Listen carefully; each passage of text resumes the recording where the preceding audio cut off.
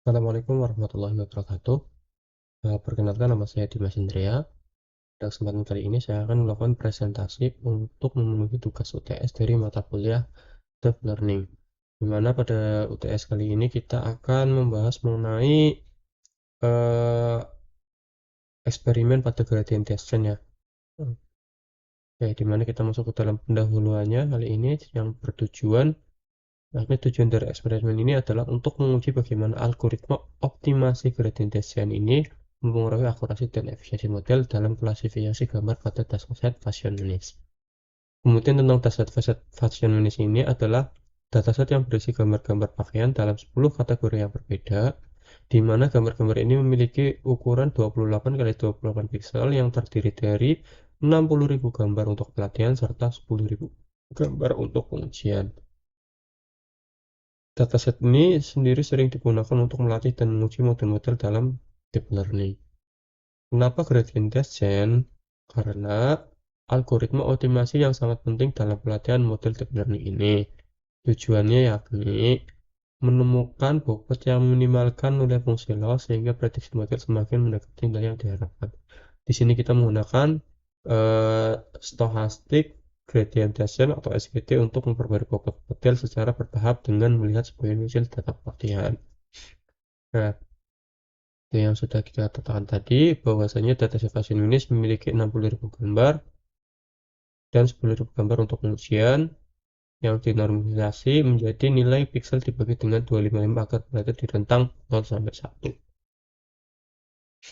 1. Nah, kemudian kita langsung masuk kepada kodenya. Di sini ada kode import TensorFlow, kemudian import keras, import waktu atau datetime.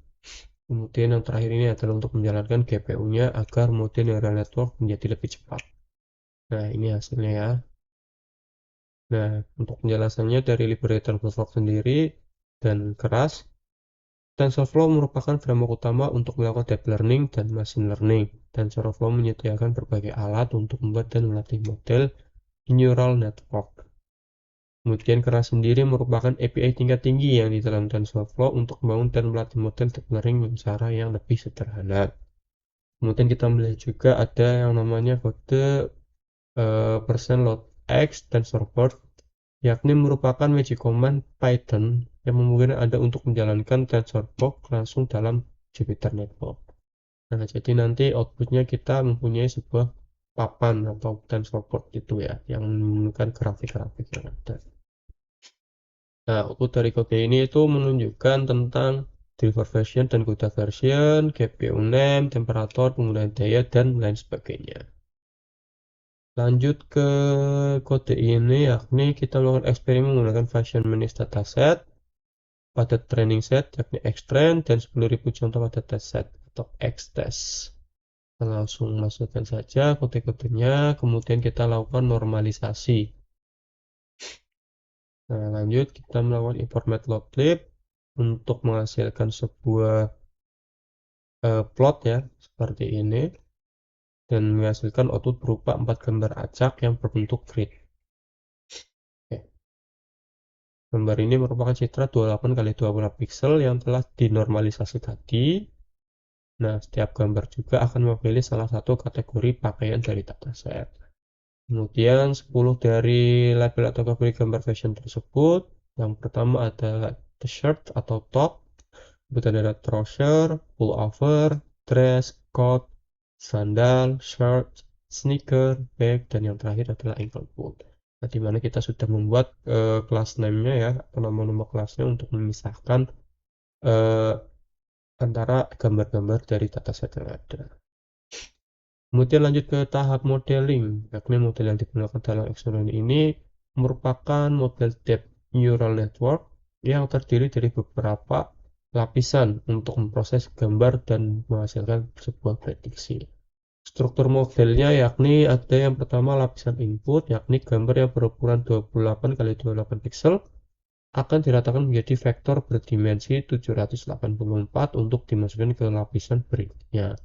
Kemudian ada lapisan tersembunyi atau hidden layer, lapisan dengan 32 neuron yang menggunakan fungsi aktivasi ReLU. Fungsi ini memungkinkan model untuk menangani hubungan nonlinear dalam data. Kemudian yang terakhir ada lapisan output, di mana lapisan ini memiliki 10 neuron untuk masing-masing kategori pakaian menggunakan fungsi aktivasi softmax yang menghasilkan probabilitas untuk setiap kelas. Nah, langsung pada eksperimen ini kita akan menguji beberapa hiperparameter untuk melihat pengaruhnya terhadap kinerja model. Yang pertama yakni optimizer, kami menggunakan SGD, yang dimana SGD memperbarui bobot model secara bertahap setelah melihat setiap mini batch data. Kami juga akan mengubah ukuran batch size untuk melihat dampaknya terhadap pelatihan. Nah, untuk hiperparameter yang diuji yakni jumlah edge yakni 20 edge yang berarti model akan melewati seluruh dataset pelatihan sebanyak 20 kali jalan. Kemudian ada batches yakni dengan variasi ukuran batch yang diuji adalah 1, 32, dan 60.000. Kemudian untuk fungsi loss kami menggunakan sparse kategori cross entropy karena label target dalam dataset fashion minis adalah angka yang memiliki kelas-kelas, bukan representasi one hot. Kemudian untuk metriknya yakni fokus pada akurasi untuk mengukur seberapa sering model memprediksi kelas yang benar. Oke, langsung saja kita uji kinerja yang pertama dengan menggunakan variation ReLU dan softmax untuk layer-layernya ya. Ini untuk setnya, ini untuk merekam datanya di transport. Nah, yang pertama yakni dengan batch size 1, maka kita akan menghasilkan beberapa effort sebanyak 20 kali. Nah, kita lihat hasilnya yakni dengan akurasi batch size 1. Nah, dengan batch size 1 sendiri kita menggunakan SPT di mana model memperbaiki setelah melihat satu gambar. Ini menggunakan model untuk lebih cepat beradaptasi dengan data, tapi cenderung lebih bising dan membutuhkan lebih banyak waktu karena seringnya pembaruan bobot.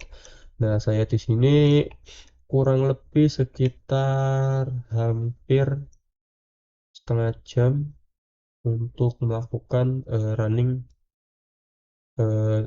kode ini saja ya. Nah, kita lihat hasilnya di mana tes akurasinya kadang berubah-ubah. Ini sebesar 85,47% dan tes lossnya yakni 0,45%. Lanjut kita pengujian di kinerja kedua dengan batch size 32. Ini agak lumayan cepat, kita lihat hasilnya di sini. Nah, batch size ini merupakan pilihan standar dalam banyak eksperimen deep learning. Ukuran ini memberikan keseimbangan yang baik antara kecepatan dan kualitas pembaruan bobot. Nah, untuk akurasinya yakni di sini kita lihat bahwa sebesar 82,8% dan untuk tingkat lossnya yakni 0,47% atau 0,48 mendekati. Nah, lalu pada model yang terakhir kita menggunakan batch size 60.000. Kita bisa lihat di sini. Nah, dengan batch size 60.000 ini kita beralih ke batch gradient descent di mana seluruh dataset digunakan untuk memperbarui bobot dalam satu iterasi. Ini lebih stabil dan memberikan estimasi gradient yang lebih akurat tetapi lebih lambat dan membutuhkan lebih banyak memori. Kita bisa melihat hasil ketiganya nanti di TensorBoard ini ya. Ini kita bisa melihat kita menggunakan visualisasi TensorBoard. Nah, TensorBoard ini digunakan untuk memvisualisasikan proses pelatihan dan evaluasi model secara real time. Di sini kita dapat melihat grafik loss dan akurasi untuk pelatihan dan validasi serta distribusi bobot model. Nah, tampilannya seperti ini.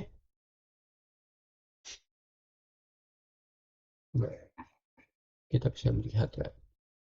Coba kita lihat untuk SGD1. Coba satu-satu. Nah, kita bisa melihat biasnya dengan tren, kemudian dan validasinya.